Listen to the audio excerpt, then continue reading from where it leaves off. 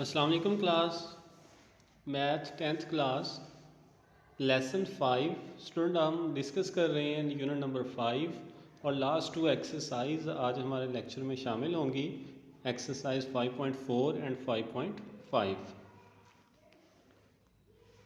जी student, हमारे ALP syllabus के मुताबिक एक्सरसाइज 5.4 क्वेश्चन नंबर 3 से स्टार्ट करेंगे। हम क्वेश्चन नंबर 3 का थर्ड पार्ट जो है वो हमारे ALP सिलेबस में शामिल है।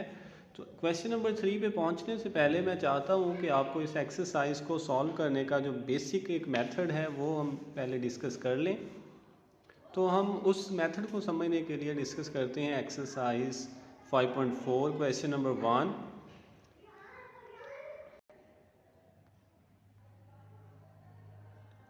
जी क्वेश्चन नंबर 1 है, if A and B are two sets, अगर दो सेट्स हमें दिए जाएं then find A cross B, या फिर हमने फाइंड करना है B क्रॉस A। ये यहाँ पे क्रॉस मीन्स है, यहाँ इसको हम पढ़ेंगे कार्टेशियन प्रोडक्ट। कार्टेशियन प्रोडक्ट क्या है? कार्टेशियन प्लेन में दो ऑर्डर्ड पेयर्स जो हमारे पास अवेलेबल होते हैं उनको डिफाइन करने के लिए हम दो सेट्स को कंबाइन करते हैं, सेट A और B को, जस्ट लाइक अ मल्टीप्लिकेशन। लेकिन हम इसको मल्टीप्लिकेशन पढ़ेंगे नहीं, हम इसे पढ़ेंगे Cartesian product A cross B या A Cartesian product to B। अब हमने ये लेना सेट्स का है, यानी दो सेट्स का कार्टेशियन प्रोडक्ट हम कैसे लेते हैं उसको फाइंड करने के लिए हमारे पास देखिएगा यहाँ पे मेथड है। A और B सेट्स हैं हमारे पास, उनके एलिमेंट्स हैं, हमने फाइंड करना है A क्रॉस B। जी ये देखिएगा जिस तरह लेफ्ट हैंड साइड पे हमने लिखा है symbolically A cross B, similarly right hand side पे आपने उन दोनों सेट्स को लिख देना है, यानी उनके एलिमेंट्स को प्रॉपरली लिख देंगे और उनके दरमियान में सिंबल यूज़ करेंगे क्रॉस का, यानी ये कार्टेशियन प्रोडक्ट का सिंबल होगा।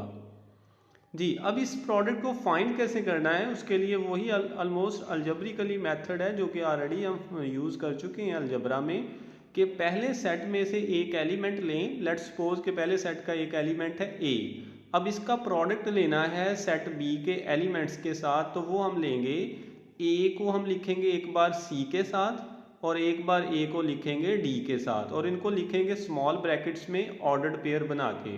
ऑर्डर्ड पेयर स्टूडेंट हम ऑलरेडी जानते हैं 9th क्लास में यूनिट नंबर 7, 8 और 9 में हमने इन ऑर्डर्ड पेयर्स को डिस्कस किया हुआ है। ऑर्डर्ड पेयर दो मिकदारों के दरमियान एक ऐसा रिलेशन होता है जिसको डिफाइन करते वक्त हम पहली रकम यानी x वाली रकम को पहले लिखते हैं ब्रैकेट में और y वाली रकम को बाद में लिखते हैं। और ऑर्डर्ड पेयर को देखने के बाद हमें पता चल जाता है कि कोई पॉइंट है जिसका x कंपोनेंट A है और उसका y कंपोनेंट C है, तो ये वही ऑर्डर्ड पेयर्स हैं। अब हम जब सेट्स को कार्टेशियन प्रोडक्ट के साथ सॉल्व कर रहे होंगे तो हम A को लिखेंगे C के साथ एक बार और इनके दरमियान कॉमास यूज़ करेंगे, स्मॉल ब्रैकेट्स लगाएंगे, तो ये एक ऑर्डर्ड पेयर बन गया। फिर इस ऑर्डर्ड पेयर के दरमियान ब्रैकेट लगा देंगे, कॉमा लगाएंगे यहाँ पे। फिर A को प्रोडक्ट लेंगे, A का प्रोडक्ट लेंगे D के साथ, तो उसको हम लिखेंगे A कॉमा D और ब्रैकेट बंद कर देंगे, तो ये सेकंड ऑर्डर्ड पेयर हमारे पास मौजूद होगा। जी नेक्स्ट इसके बाद हमारे पास है B, पहले सेट में जो दूसरा एलिमेंट है B, अब हम इसको मल्टीप्लाई करेंगे, यानी इसको यूज़ करेंगे सेट B के एलिमेंट्स के साथ, तो ये हमारे पास बनता है B कॉमा C और इसके बाद है B कॉमा D। ये हमारे पास दो ऑर्डर्ड पेयर और आ गए हैं। ओवरऑल स्टूडेंट हमारे पास A क्रॉस B यानी A कार्टेशियन प्रोडक्ट B में चार एलिमेंट्स आ चुके हैं और हमने इसको एक सेट की शक्ल में बंद करके लिख दिया है। तो कार्टेशियन प्रोडक्ट स्टूडेंट दो सेट्स का हम इस तरह फाइंड करते हैं, और number of elements in Cartesian product of two sets वो फाइंड करने के लिए एक मेथड, एक फॉर्मूला है, वो मैं आपको अभी मेंशन कर देता हूं। जी स्टूडेंट ये देखिएगा, अगर हमारे पास दो सेट्स हों L और M, पहले सेट L के अंदर 3 एलिमेंट्स हैं, M के अंदर 4 हैं, ये मैंने अपने पास एक एग्जांपल के तौर पे लिया है। तो आपने जनरल मेथड समझने की कोशिश करनी है कि सेट पहले सेट में जितने एलिमेंट्स हों और दूसरे सेट में जितने एलिमेंट्स हों उनको नोट कर लेना है। Number of elements of first set हम उसे स्मॉल m से जाहिर करेंगे और number of elements in the second set उसको जाहिर करेंगे स्मॉल n से। अब हमने फाइंड करना हो कि कार्टेशियन प्रोडक्ट जब इन दोनों सेट्स का लिया जाएगा तो उनके अंदर कितने एलिमेंट्स आएंगे, कितने ऑर्डर्ड पेयर्स आएंगे उस सेट के अंदर, वो फाइंड करने के लिए हम ये फॉर्मूला यूज़ करेंगे। Number of elements in Cartesian product of L and M is equal to small m cross n, यानी हम उन दोनों की मिकदारों को, उनके नंबर ऑफ एलिमेंट्स को आपस में मल्टीप्लाई करेंगे। तो लेट हमारे पास सेट एल के एलिमेंट्स की तादाद 3 है और सेट एम के एलिमेंट्स की तादाद 4 है।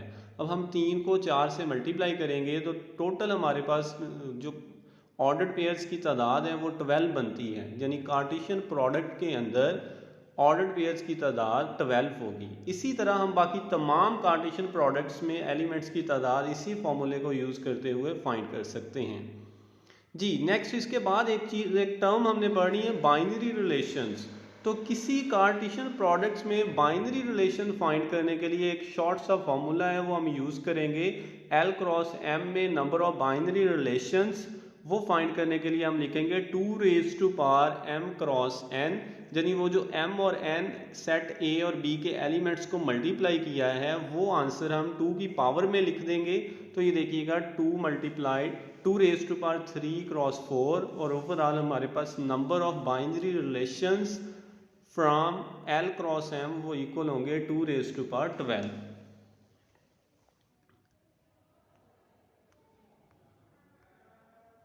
जी स्टूडेंट, इसके बाद हम आते हैं अपने असल क्वेश्चन की तरफ, एक्सरसाइज 5.4 क्वेश्चन नंबर 3, और हमने इसका थर्ड पार्ट सॉल्व करना है। अगर हम क्वेश्चन की स्टेटमेंट पे फोकस करें तो हमसे रिक्वायर्ड किया गया है फाइंड ए एंड बी, यानी हमने ए और बी को फाइंड करना है।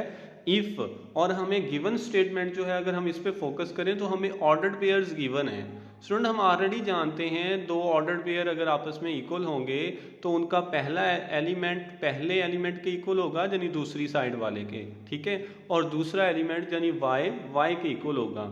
इसी तरह की कुछ स्टेटमेंट्स हम मैट्रिसेस के अंदर 9th क्लास में पढ़ चुके हैं कि दो मैट्रिसेस उस वक्त इक्वल होंगे अगर उनका ऑर्डर इक्वल हो और उनके क्रॉसपॉन्डिंग एलिमेंट्स इक्वल हो, यानी पहला एलिमेंट दूसरे साइड वाले पहले एलिमेंट के इक्वल हो, दूसरा दूसरे के इक्वल हो। तो इसी तरह का पैटर्न हमने कम्प्लेक्स नंबर्स में भी पढ़ा था कि अगर दो कम्प्लेक्स नंबर इक्वल हों तो उनका रियल पार्ट रियल के इक्वल होता है और इमेजिनरी पार्ट के इक्वल होता है।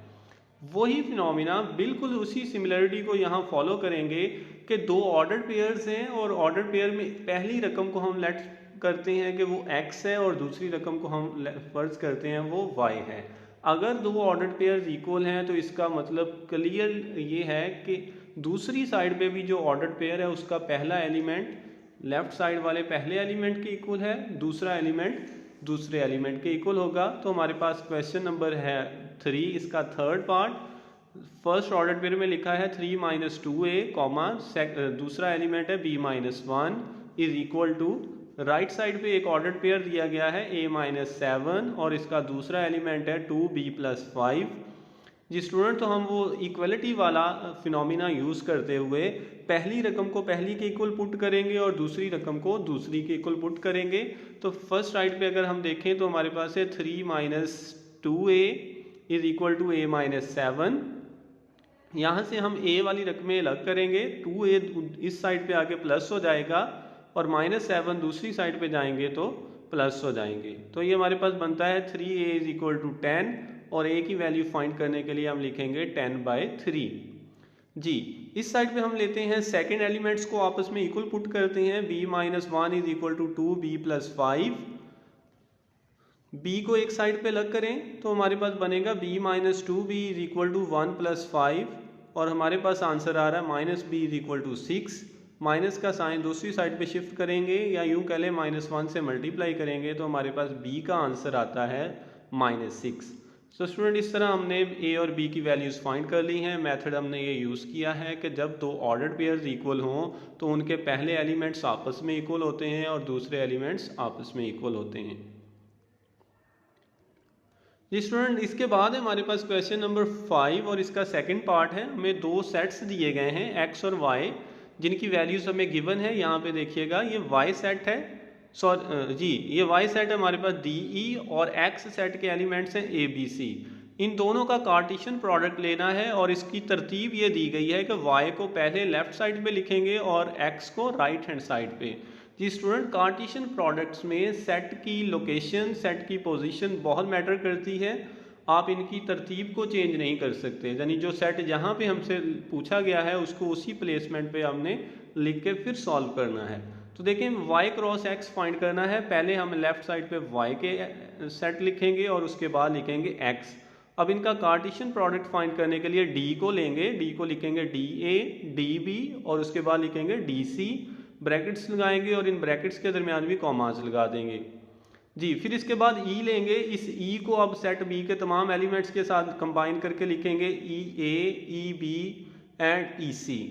और इस सारी जो हमारे पास ऑर्डर्ड पेयर्स हैं इसको एक सेट में बंद कर देंगे, तो जो सेट हमारे पास आ जाएगा वो आंसर होगा, वो सोल्यूशन होगा Cartesian product of y cross x जी। तो स्टूडेंट, इसमें एलिमेंट्स की तादाद यानी number of ordered pairs find करने के लिए मेथड में ऑलरेडी आपको बता चुका हूँ कि जितनी एलिमेंट्स की तादाद हो इन दोनों सेट्स में उस तादाद को आपस में मल्टीप्लाई कर लें। ये देखें, यहाँ पे 2 हैं एलिमेंट्स और यहाँ पे 3 हैं।